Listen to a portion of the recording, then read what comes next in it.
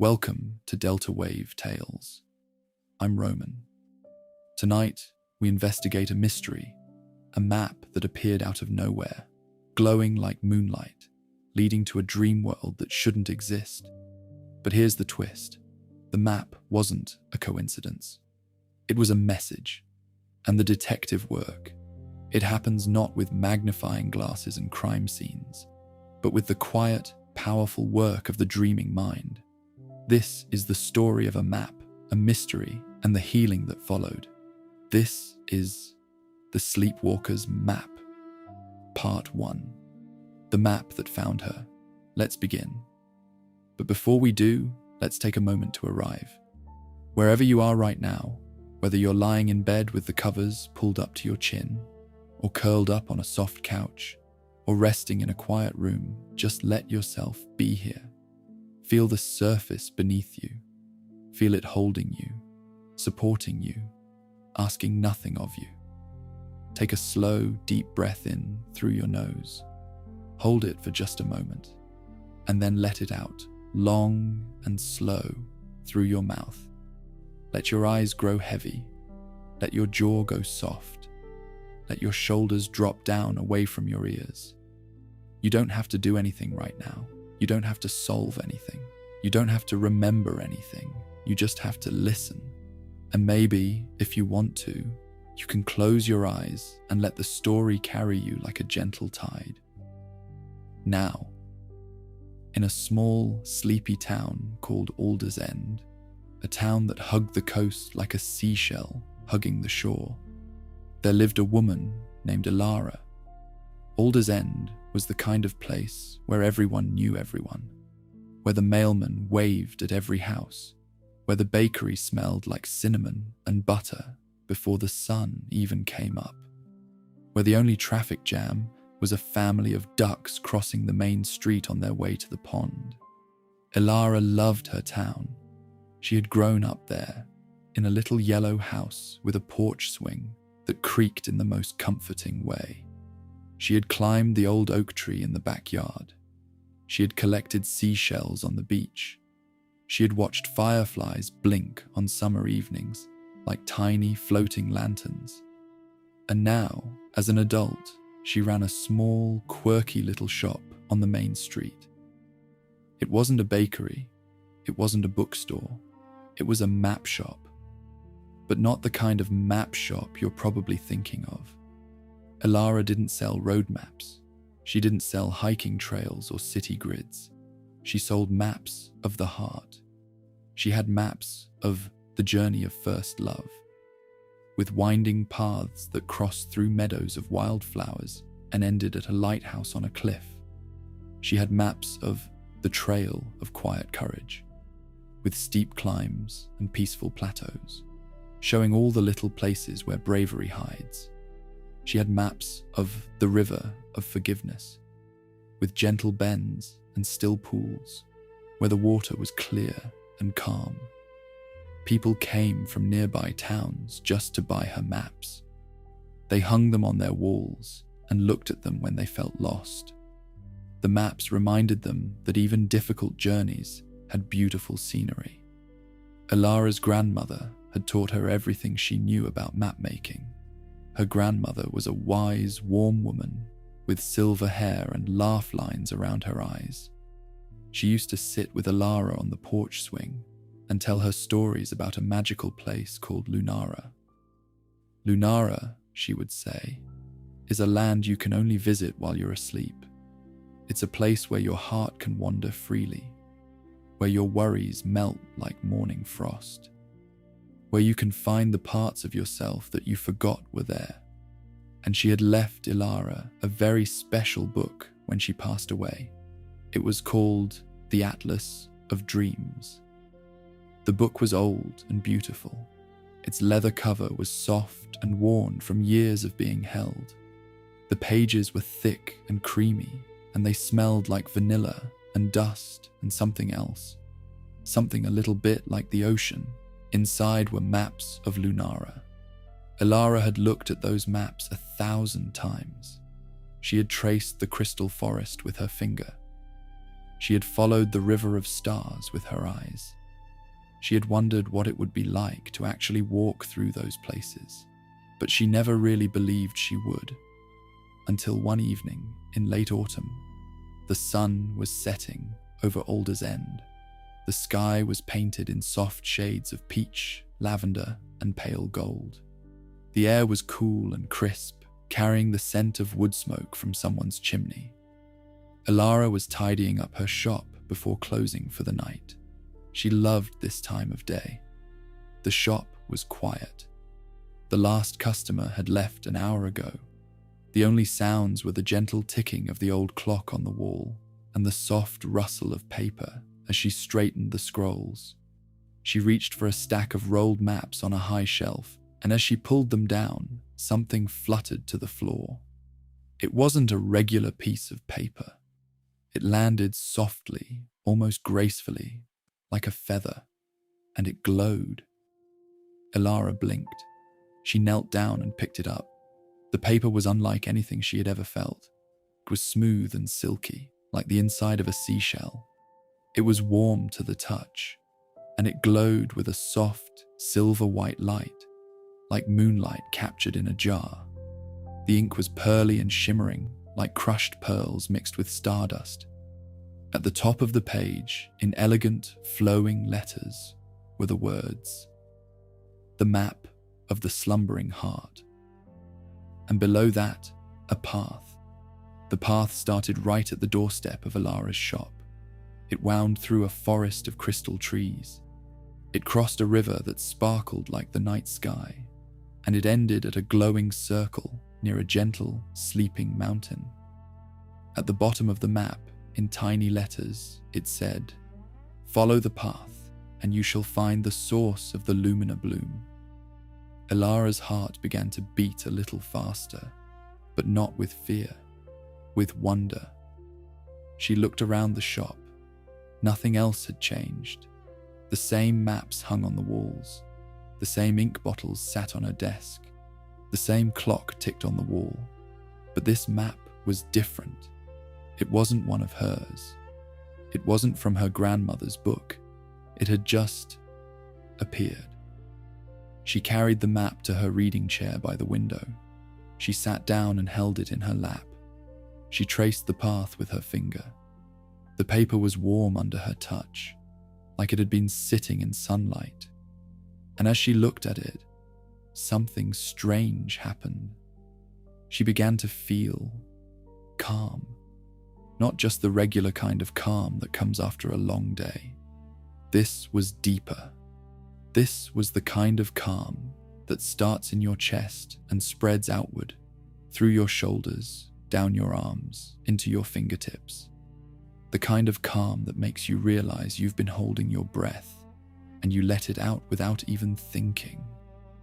The worries that had been buzzing in her mind, the unpaid bill, the awkward conversation with a friend, the nagging feeling that she wasn't doing enough, all of them began to fade. Not disappear completely, but grow quieter, like distant thunder that was moving away. Elara looked out the window. The street was empty. The last of the sunset was fading into twilight.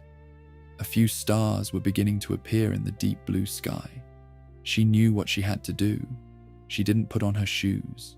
She didn't grab her coat. She didn't lock the shop door. She walked to her small bedroom at the back of the shop.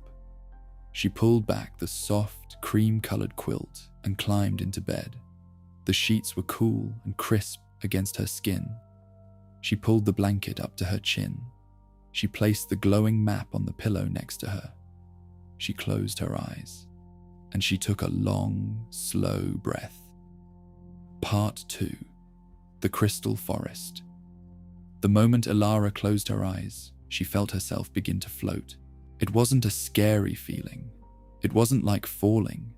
It was more like being lifted, like she was made of something lighter than air, like a dandelion seed drifting on a warm breeze. She could still feel the bed beneath her. She could still feel the softness of the pillow under her cheek. But she could also feel herself expanding, drifting, rising. It was a strange and wonderful feeling. The sounds of her little shop began to fade. The ticking of the clock grew softer and softer until it was gone. The creaking of the old house grew quieter and quieter until it was just a whisper. And then even the whisper faded. There was only silence. But not the kind of silence that feels empty. The kind of silence that feels full of possibility, full of peace, full of love. And then, very gently, the silence began to fill with color. Elara opened her eyes. She was no longer in her bedroom. She was standing in the middle of a vast rolling meadow. The grass beneath her feet was soft and silver green, like moss that had been touched by moonlight. It felt cool and cushiony, like walking on a cloud. Above her, the sky was deep and dark, but it wasn't empty. It was filled with stars, more stars than she had ever seen in her life. They were huge and bright, and they seemed to hang lower than usual, like she could reach up and touch them if she wanted to. And in front of her was the entrance to a forest. But it wasn't like any forest she had ever seen. The trees were made of crystal. They rose from the ground in elegant, graceful shapes, some tall and slender, some wide and sturdy. They came in every color imaginable, soft blues like the sky just before dawn, gentle pinks like a seashell, pale greens like new leaves in spring, warm golds like honey in sunlight. And they were glowing. Each tree emitted its own soft, gentle light. Together, they illuminated the forest with a warm, colorful glow that felt like being wrapped in a rainbow. Elara took a step forward. The ground beneath her feet was soft and springy. It made no sound. Her footsteps were silent, as if the meadow wanted to keep everything perfectly peaceful. She took another step, and then she heard it. The trees were humming. It was a low, beautiful sound, like a distant choir singing in harmony. It wasn't loud enough to be overwhelming. It was soft and gentle, like a lullaby that had been playing forever. Elara felt the hum vibrate through her body. It started in her chest, right where her heart was beating. Then it spread outward, through her shoulders, down her arms, into her legs, all the way to the tips of her toes. It felt like a gentle massage. All the tension she had been carrying, all the little knots of stress in her neck, all the tightness in her jaw, all the heaviness in her chest, began to loosen. She felt her shoulders drop. She felt her breathing slow down. She felt her heart begin to beat in a gentle, steady rhythm. Inhale, step, exhale, step. She walked deeper into the crystal forest. The path in front of her was marked by a faint, shimmering line, like a ribbon of moonlight floating just above the ground. She didn't have to wonder which way to go. The path was clear, and it was easy to follow. As she walked, she noticed more details. The crystals weren't smooth and cold like glass. They had texture. They were covered in tiny, delicate patterns, like frost on a winter window, or lace on an old handkerchief. Some of the crystals were shaped like flowers, with petals that opened and closed very slowly, like they were breathing. Others were shaped like animals. A crystal deer standing still and quiet. A crystal bird with its wings spread as if it was about to take off. Elara passed a crystal pool of water so clear that she could see all the way to the bottom. Tiny glowing fish swam in lazy circles, leaving trails of silver light behind them. The hum of the trees changed as she walked. It became more complex, weaving in and out of itself like a song with many layers. And then she recognized it. It was a lullaby. It was the same lullaby her mother used to sing to her when she was a child, the one about the moon and the stars and the little boats sailing on the sea. Elara felt a lump form in her throat, but it was a good lump. The kind that comes when you feel something beautiful and you don't quite have words for it. She kept walking. The forest grew denser, but never scary. The crystal trees seemed to lean in toward her, like they were protecting her, like they were saying, "You're safe here. We've got you." She passed a crystal bench, carved right out of a giant sapphire-colored tree. It looked so inviting that she almost sat down. But the path was calling her forward, and she wanted to see where it led. She walked for what felt like a long time, but time didn't work the same way here. It felt like minutes and hours at the same time. There was no hurry. There was no schedule. There was only the gentle rhythm of her footsteps and the soft hum of the trees. She noticed that she wasn't thinking about her worries anymore. Not because she was forcing them away, but because they had simply dissolved, like salt in warm water, still there, but no longer visible, no longer sharp. She felt her mind become quiet, not empty, just quiet, like a pond that had been stirred up by rain, and now the rain had stopped, and the water was slowly becoming still and clear. After a long, peaceful walk, the forest began to thin. The crystal trees became fewer and farther apart. The colors softened, the hum grew quieter. And then Alara stepped out of the forest and onto the bank of a river. But it wasn't a river of water, it was a river of stars. Part 3. The River of Stars. Alara stood at the edge of the river and gasped. It was the most beautiful thing she had ever seen. The river was wide and slow-moving, but it wasn't water flowing. It was millions and millions of tiny, glowing particles, like liquid starlight, swirling and dancing together in a gentle current. The particles shimmered in every color, silver and gold, blue and purple, pink and green. They moved in lazy spirals, like a galaxy had come down to Earth and decided to take a quiet stroll. The light from the river reflected upward, casting a soft glow on everything around it. The sky above seemed to echo the river, with stars that mirrored the movement below. Alara felt her mouth fall open. She didn't even try to close it. She stood there for a long moment, just watching. The river made a sound too. It wasn't the sound of rushing water. It was softer, more like wind chimes in a gentle breeze, or the tinkling of tiny bells. It was the most peaceful sound she had ever heard. She looked down at the map in her hand, the map that had appeared on her floor, the map that had led her here. The path on the map showed a bridge crossing the river. She looked up and saw it. A smooth, flat stone bridge made of pale grey rock that seemed to glow in the starlight. The bridge was wide enough for two people to walk side by side, and it arched gracefully over the river. Alara stepped onto the bridge. Her footsteps made a soft, echoing sound on the stone. It was a pleasant sound, like tapping a wooden spoon against a glass bowl. She walked to the middle of the bridge and stopped. She leaned over the edge and looked down at the river below.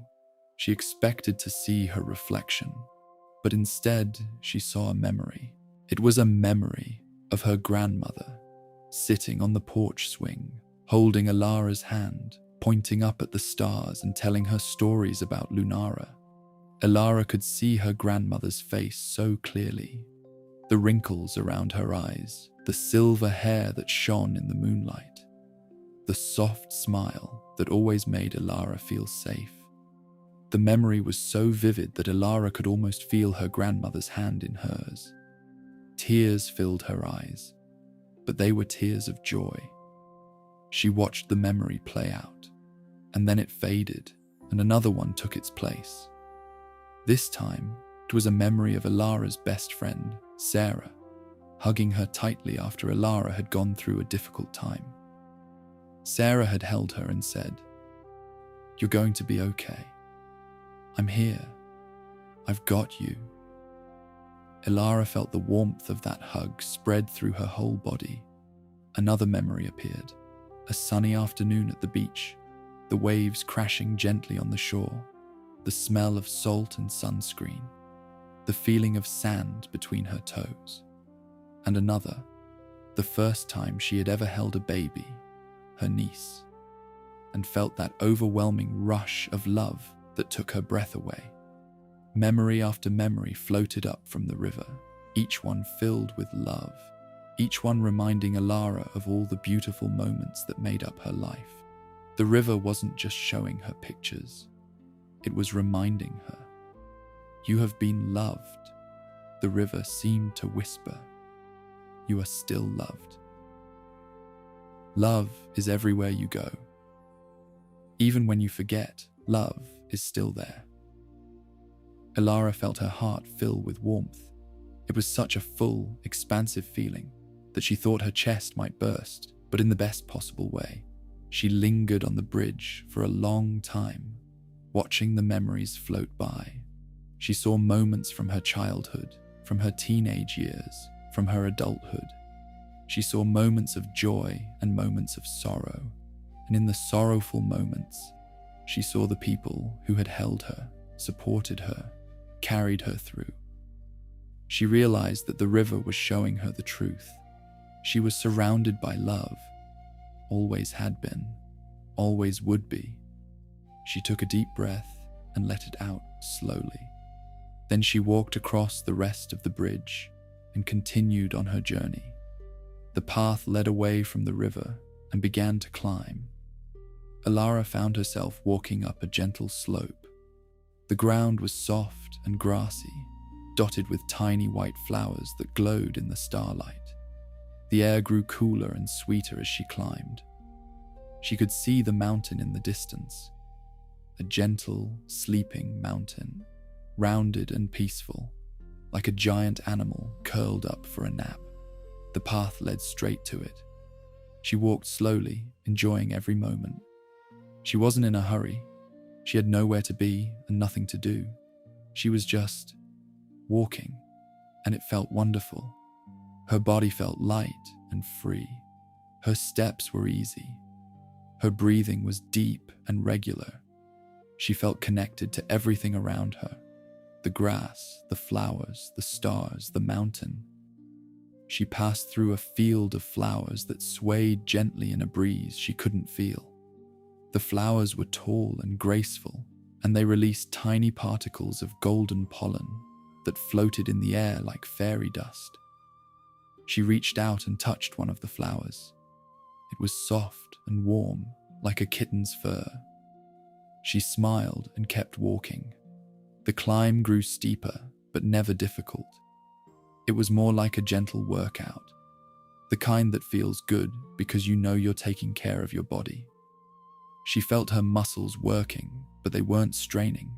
They were just moving, step by step, breath by breath.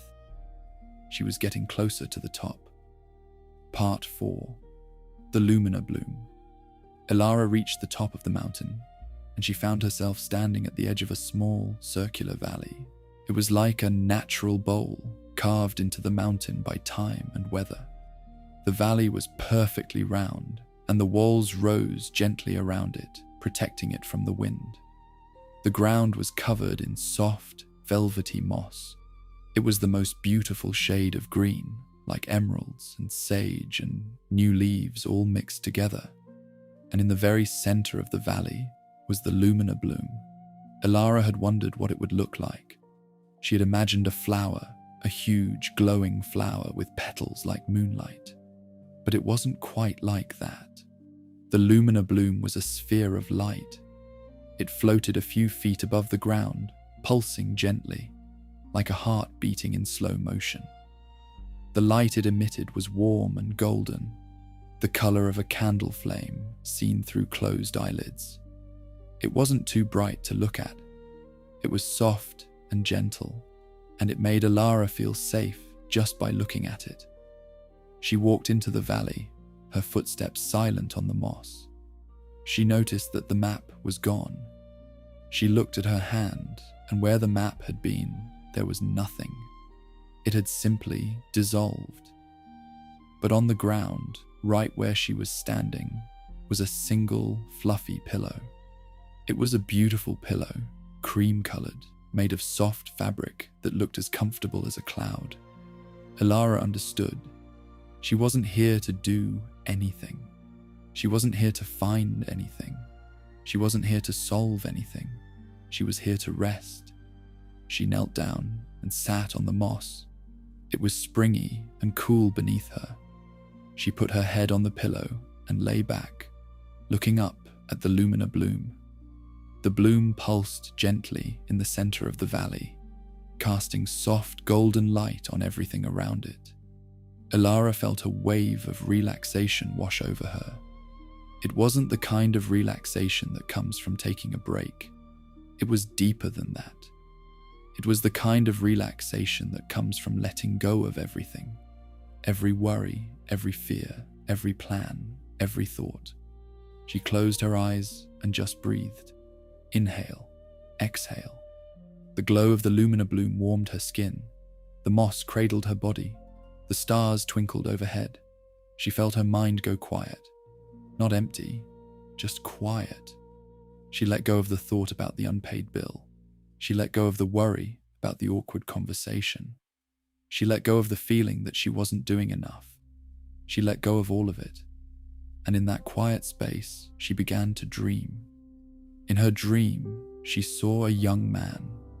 He was sitting in a small, dim room. The room was cluttered with papers and ink bottles and maps. So many maps. They were rolled up on shelves, stacked on the floor, pinned to the walls.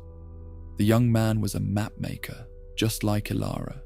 His name was Kyle. Kyle lived in a big city, far from Alder's End. He had grown up loving maps, just like Elara had. He had spent his whole life drawing them, tracing them, studying them. But something had happened to Kyle. Someone he loved very much had left his life. Not because they had died, but because they had moved away, and the distance had grown, and the silence had grown, and eventually the connection had simply faded. Kyle had been heartbroken, and in his heartbreak, he had started to lose his way.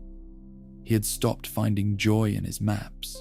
The lines and curves that used to bring him so much peace now felt meaningless. The colors that used to make him smile now looked dull. He had tried everything to feel better. He had tried to distract himself. He had tried to work harder. He had tried to ignore his feelings, but nothing worked. So he had done the only thing he knew how to do. He had drawn a map, not a map of anywhere real, a map of his own heart. He had imagined a place where someone could go to heal. He had imagined the crystal forest where the trees hum with peace. He had imagined the river of stars where memories of love float to the surface. He had imagined the lumina bloom, a source of pure golden rest. He had drawn it all, pouring every ounce of his hope and longing into the parchment. And then, without really knowing why, he had sent the map out into the world. He had rolled it up, tied it with a piece of string, and left it on a park bench, hoping that whoever found it would need it. He had no idea it would find Elara, and he had no idea that by drawing the map, he had created a real place, a place where someone else could find peace. And in doing so, he had unknowingly created a bridge that would bring peace back to him. Elara saw all of this in her dream. She saw Kale sitting in his dim room, his head in his hands, feeling so tired and so heavy and so lost. And her heart, her big, kind, warm heart, ached for him. She felt a surge of compassion that was so powerful it took her breath away. She didn't just feel sorry for him. She felt connected to him. She felt like she understood him in a way that went beyond words. She knew what it felt like to be lost. She knew what it felt like to carry a weight you didn't ask for. She knew what it felt like to wonder if you would ever feel okay again. And she wanted him to know that he wasn't alone. She looked up at the luminous bloom. It was pulsing gently, the golden light casting a warm glow on her face. She focused all her love, all her compassion, all her kindness, and sent it into the bloom. The bloom pulsed brighter. A single ray of golden light shot out from the center of the bloom. It didn't go up, it didn't go down. It went sideways, across the valley, across the mountain, across the entire world of Lunara. It shot across the sky, through the stars, past the boundary between dreaming and waking. Part 5. The Connection. In his small, dim apartment, Kyle was still sitting at his desk. He had been staring at the empty space on his desk where the map used to be. He had no idea where it had gone. He had no idea if anyone had found it. He felt so tired. His eyes were heavy. His head was heavy. His heart was heavy. He leaned back in his chair and closed his eyes. And then a light appeared. It was soft and golden, and it seemed to come from nowhere. It hovered in front of him, warm and gentle, like a firefly that had decided to stay. Kyle opened his eyes and stared at it. He didn't feel scared. He felt curious. And then he felt something else. He felt warmth. The light was warm, and the warmth spread through his body like water soaking into dry soil. He felt his shoulders drop. He felt his jaw unclench. He felt his breathing slow down. And then he heard a voice, not with his ears, but with his heart. It was a gentle voice, a kind voice, a voice that felt like a hug. It said, "You are not lost. You are found. The peace you gave to another has come back to you. You are not alone. You are loved. Rest now, Mapmaker. Rest." Kyle felt tears stream down his face, but they weren't tears of sadness. They were tears of relief. For the first time in months, he felt like he could breathe. For the first time in months, he felt like the weight he had been carrying was starting to lift. He leaned back in his chair, closed his eyes, and let himself rest. He fell asleep with a soft smile on his face. And in his dreams, he was walking through a crystal forest. The trees hummed a gentle lullaby. The ground was soft beneath his feet, and he felt peaceful. Back in the valley, Alara saw him rest. She felt the golden light return to her, carrying with it a feeling of deep, quiet joy. She knew somehow that Kale was okay. She knew that the map had done its work, not just for her, for both of them. The map had been more than a map. It had been a conversation, a whisper of care from one human to another, a reminder that no one is truly alone. Alara lay back on the soft moss and looked up at the luminous bloom. The bloom was pulsing gently, but it was starting to fade. Not in a sad way, more like a sunset, peaceful and slow. The stars in the sky began to soften. The colors of the valley began to blend together into a warm, golden haze. Alara felt herself floating again, not up, but down, back down through the layers of sleep, back down through the crystal forest, back down across the river of stars, back down into her own warm bed. She opened her eyes. Her room was dark, lit only by the soft glow of the moon outside her window. The map was gone, but on her pillow, right where it had been, was a tiny, delicate flower. It was the size of a daisy, but it glowed with a faint golden light. Its petals were soft and silky, and they shimmered like moonlight. A luminous bloom. Alara picked it up and held it in her palm. It was warm to the touch. She held it to her heart and smiled. She didn't know how it had gotten there. She didn't need to know. All she knew was that somewhere out there, a mapmaker was sleeping peacefully. And somewhere inside her, a new kind of quiet had taken root. Part 6, your turn to rest. And now, dear listener, it's your turn. You've been on a journey tonight. You've walked through a crystal forest. You've crossed a river of stars. You've rested in a valley of golden light. And now it's time for you to rest in your own bed. Feel the surface beneath you. Feel it holding you, supporting you, asking nothing of you. Let your breath be slow and easy. Let your body sink deeper into the softness. Your shoulders can drop. Your jaw can soften. Your hands can relax. Your legs can feel heavy and warm. You don't have to do anything. You don't have to think about anything.